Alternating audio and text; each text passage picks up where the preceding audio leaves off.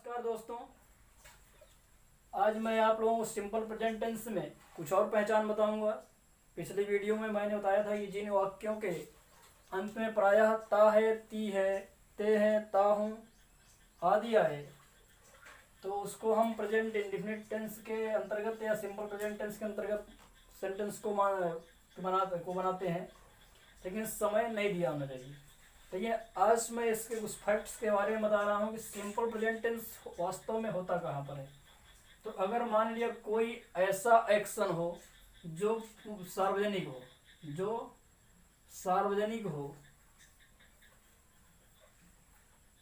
सार्वजनिक हो, आदतन हो,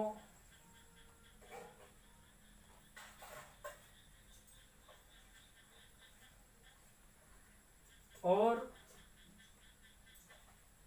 निश्चित हो। सार्वजनिक हो, आदतन हो, निश्चित हो, अर्थात रेगुलर हो, परमानेंट हो।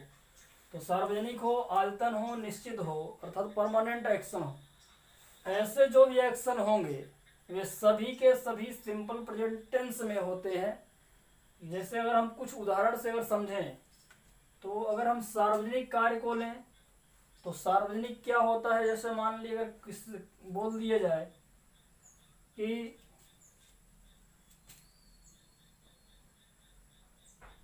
प्रधानमंत्री कल अमेरिका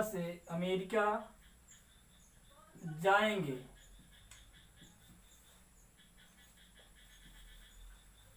तो अब यहाँ पर देखिए ये कार्य प्रधानमंत्री का जो भी है यहाँ उनका व्यक्तिगत कार्य तो नहीं हो सकता। और जब व्यक्तिगत कार्य नहीं है, सार्वजनिक कार्य है, देश हित में कार्य होगा या देश के लिए कोई काम होगा, जनता के लिए होगा, तो वह क्या है, सार्वजनिक है। अर्थात इसका ट्रांसलेट क्या हो जाएगा, the prime minister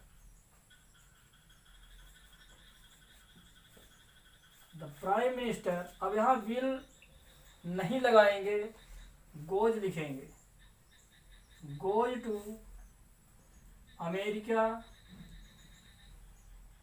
tomorrow.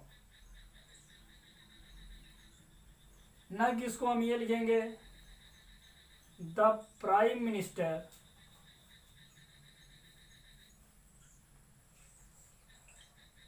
Will go to America tomorrow. अब इसको नहीं लिखना है, बिल्कुल इसको नहीं लिखना है। अगर ये है तो गलत है। बोल दिया जाए कल राष्ट्रपति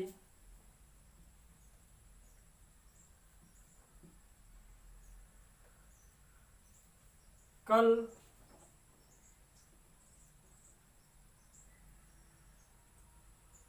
चीन जाएंगे।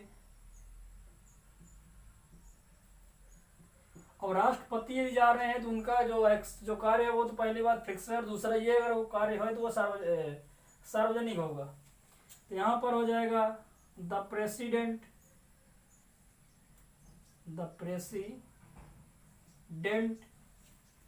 अब यहाँ पर बिल तो आपको लगाना नहीं है, विल शैल का प्रयोग करना नहीं है, लिखना है goes to China, goes to China tomorrow. ऐसे ही अगर कह दिया जाए कल मुख्यमंत्री प्रयागराज आएंगे, तो कल मुख्यमंत्री प्रयागराज आएंगे तो the chief minister comes Prayagraj tomorrow. ऐसे ही तो जो कार्य अगर आपका निश्चित है, सार्वजनिक है, वह तो प्रेजेंट सिंपल प्रेजेंट में हो गया। अब आदतन, जैसे कुछ ही आदतन होते हैं, नहीं आदत के अनुसार चलते हैं। जैसे कुत्ते का भौंकना, अब कुत्ता जो भौंकता है वो अपनी आदत के अनुसार भौंकता है।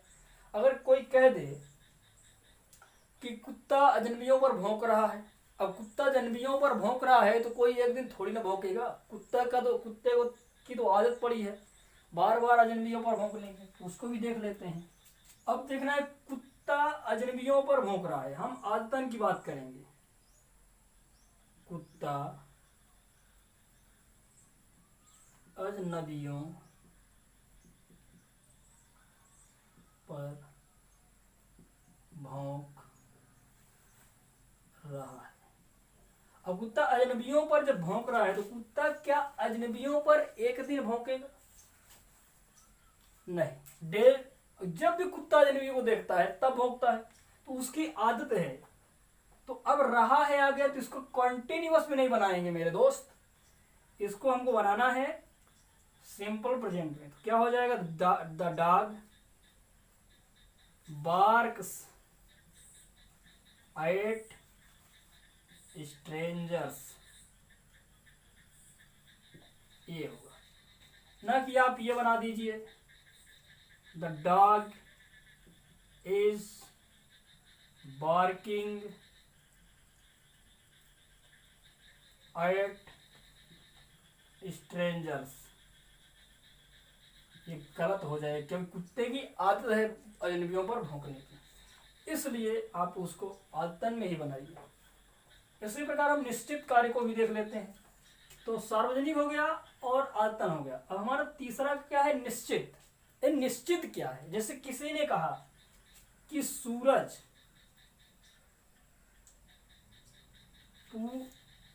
पूरब में निकल रहा है,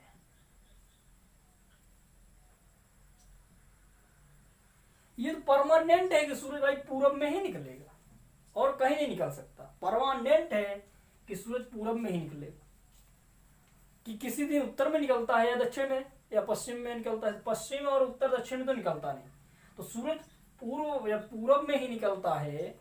तो यह निश्चित है, परमानेंट है, और इस एक्शन, ये एक्शन भी सिंपल प्रेजेंट टेंस में ही होगा। और इसका अनुवाद भी आपको करना क्या है? The sun rises in the east, ना कि आप ये कर दें मेरे दोस्त the sun is rising in the east. ये गलत है, पूर्णतः गलत है, इसलिए इतना आप ध्यान में रखिए। अगर कोई कह दे कि सूरज पश्चिम में डूब रहा है, अब सूरज पश्चिम में तो डूबेगा, वो उत्तर में थोड़ा डूबेगा। कि किसी दिन उत्तर में डूबता है, किसी दिन पश्चिम में डूबता है। तो अगर डूब रहा है, अब आप सोचने नहीं है तो कंटिन्यूअस का सेंटेंस है, आप उसको कंटिन्यूअस में बनाएंगे। तो जो सेंटेंस आपको लग रहा है कि कंटिन्यूअस में है लेकिन फिक्स है, निश्चित है, परमानेंट है, उसको आप सिंपल प्रेजेंट में बनाएं। अब इससे कुछ पहचान भी मैं आपको बता रहा हूं, कुछ पहचान क्या होता है, कैसे आप समझेंगे। तो निश्चित वाक्य कैसे हैं, उनकी क्या पहचान है, उसके बारे में मैं आपको बता रहा हूं। अगर निश्चित आपको पता करना है कि भाई ये निश्चित है, तो आपको करना क्या है? उसमें लिखा रहेगा प्रतिदिन, प्रत्येक दिन, हर दिन, रोज। अब ये प्रतिदिन, प्रत्येक दिन अगर आगे किसी सेंटेंस से मिल गया तो क्या है? वो निश्चित नहीं है। अगर किसी ने कहा मैं आजकल प्रतिदिन, मैं आजकल प्रतिदिन ऑफिस जा रहा हूं, ऑफिस जा रहा हूं, अर्थात अब वो डेली ऑफिस जा रहे हैं, प्रतिदिन ऑफिस जा रहे हैं। कोई व्यक्ति है, मैं आजकल प्रतिदिन ऑफिस जा रहा हूं। जैसे मान ली दो दोस्त मिले और वो दोनों आपस में बात करने लगे, तो किसी ने क्या कहा? उसने कहा भाई आजकल क्या करते हो? उसने क्या कहा कि मैं आजकल प्रतिदिन भी अपने ऑफिस जा रहा हूं, अपना काम कर रहा हूं, यानी प्रतिदिन मेरा ये कार्य है। तो इसका ट्रांसलेट देखिए, प्रतिदिन, ये डेली एक्शन जो है, एवरी डे कर रहे हैं, वो आपका सिंपल प्रेजेंट होगा। तो कैसे इसकी आप अंग्रेजी बनाएंगे? I go to office, I go to office every day, now it is.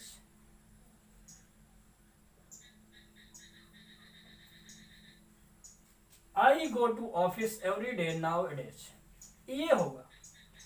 अगर किसी ने कहा, अब जैसे कभी कभार हमारे यहाँ या आपके यहाँ या किसी के यहाँ कोई अतिथि आ गए और उन्होंने पूछा कि यार आपका लड़का इस समय दिखाई नहीं दे रहा है। उन्होंने कहा कि मेरा लड़का तो इस समय विद्यालय प्रतिदिन जा रहा है। अब इस समय विद्यालय प्रतिदिन जा रहा है।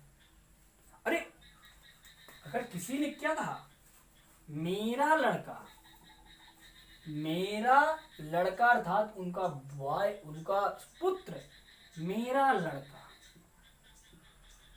इस समय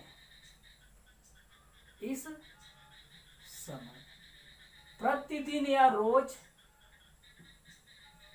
विद्यालय जा रहा है,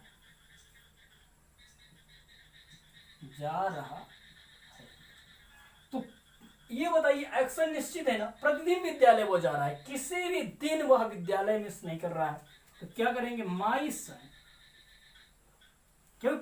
मेरा लड़का कोई पिता ही कह सकता है, और वैसे तो कोई कहेगा नहीं। माई सन गोज टू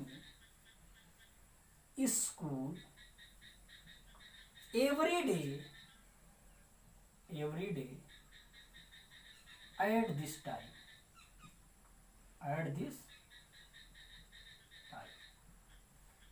मेरा लड़का इसमें प्रतिदिन विद्यालय जा रहा है। My son goes to school every day at this time. इसी प्रकार एक और उदाहरण लेता हूं। जैसे किसी ने कहा, विद्यार्थी कक्षा में पढ़ रहे हैं, तो विद्यार्थी तो ये बिल्कुल निश्चित है कि कक्षा में ही बैठकर पढ़ेंगे। हाँ, अब किसी दिन ना पढ़े अलग बात है। विद्यालय जुलाई में खुलेगा, भाई निश्चित है विद्यालय जुलाई में खुलेगा। अब हाँ, अब जैसे कोविड जैसी महामारी आ जाए तो अलग बात है कि ना खुले। लेकिन जहां पर 90% से 95% वर्ग फिक्स हो जाता है, निश्चित हो जाता है, वहां हमको लगाना है सिंपल प्रेजेंट टेंस। ये बात ध्यान में रहे।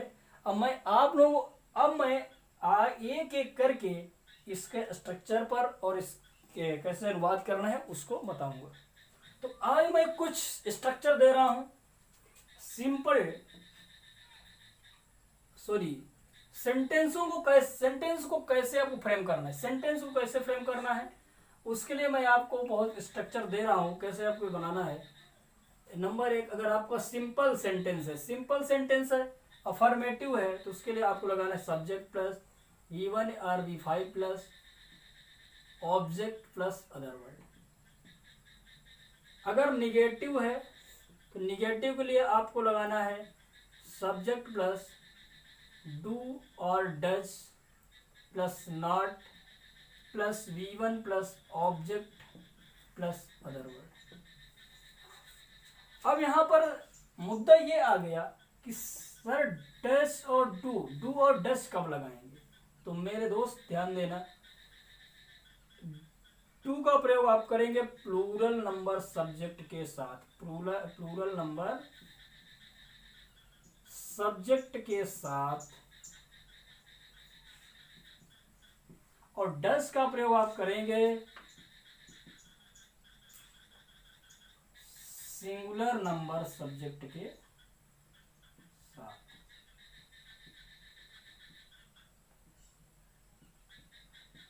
सेम वही प्रक्रिया रहेगी। अगर इंट्रोगेटिव आ गया तब क्या करेंगे, इसके लिए ध्यान दें। इसके लिए दो प्रकार का होता है, WH फैमिली से शुरू होता है, WH फैमिली से जो शुरू नहीं होता है। तो जो WH फैमिली से नहीं शुरू हो रहा है, मान ले क्या से शुरू हो रहा है, क्या शब्द पहले आए तो, अगर क्या शब्द पहले आ रहा है तो आप क्या करेंगे, उसमें आपको रखना है सबसे पहले डू और डज। अब डू और डज तो आपको समझ में आ गए हैं, आई होप आप समझ गए होंगे। प्लस सब्जेक्ट रखेंगे V1 plus object plus other word, लेकिन इस बार क्वेश्चन मार्क लगाएंगे लास्ट में। अगर WH फैमिली से है तो क्या करेंगे, WH फैमिली से अगर मध्य में आ गया, बीच में आ गया, या क्या से नहीं शुरू हुआ है, तब आप क्या करेंगे, तो उसके लिए आपको सबसे पहले लिखना है WH फैमिली, यानी आप इसको बोल दीजिए क्वेश्चन वर्ड। क्या बोल दीजिए, शॉर्टकट क्वेश्चन वर्ड। प्लस में करेंगे डू और डैश, प्लस में करेंगे सब्जेक्ट, प्लस में करेंगे V1, प्लस में करेंगे ऑब्जेक्ट, प्लस में करेंगे अदर वर्ड। इस प्रकार आप सेंटेंस फ्रेम कर सकते हैं और जितना मन करे उतने सेंटेंस बना सकते हैं। अब मैं आज केवल सिंपल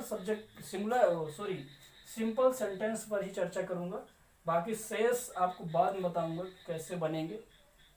तो सेंटेंस की पहचान करना तो आप सीख चुके हैं, लेकिन इस समय ध्यान दीजिए कि हमारे पास जो स्ट्रक्चर है वो सब्जेक्ट V1 है, V5 प्लस अदर वर्ड है। इसलिए एग्जाम्पल कुछ सेट कर लेते हैं। एग्जाम्पल नंबर 1 है, वह सुबह विद्यालय जाता है। वह सुबह विद्यालय जाता है, तो इसकी आराम से अंग्रेजी बना दीजिए, he goes to school in the morning. अब यहाँ पर आपको एक चीज और यहाँ पर समझ में अगर नहीं आ रहा है तो उसको ध्यान दीजिए कि V5 बराबर होता है V1 plus S R E S. V5 का मतलब होता है V1 प्लस एस या एस। एक एग्जांपल और ले रहा हूं, तुम